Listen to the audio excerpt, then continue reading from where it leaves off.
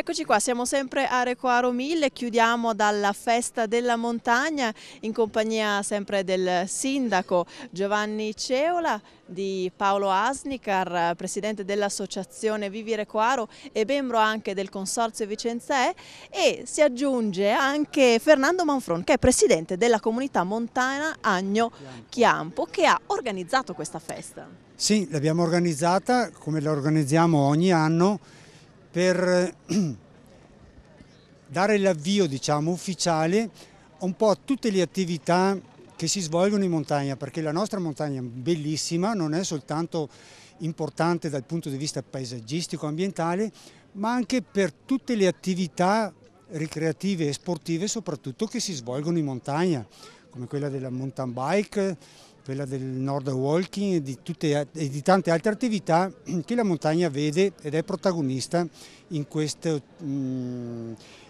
per queste attività sportive. Ecco. Quindi la festa della montagna ha lo scopo non solo di far conoscere la montagna dal punto di vista ambientale, ma anche di far conoscere ai potenziali utenti tutte quelle forme attrattive sportive che la montagna può offrire. Ecco. E a proposito di opportunità sportive, Paolo Asnicar, che è anche guida alpina, ho visto prima delle persone in bicicletta che agganciavano la propria bicicletta agli impianti. Sì, perché dall'anno scorso la Regione ha tolto il vincolo sulla percorrenza sui sentieri oltre i 1000 metri, quindi dall'anno scorso si può andare oltre i 1000 metri con le bici anche sul single track. Io sono anche istruttore di mountain bike e dico che è un'attività molto bella che ci porta a conoscere anche posti impervi, però decisamente affascinanti.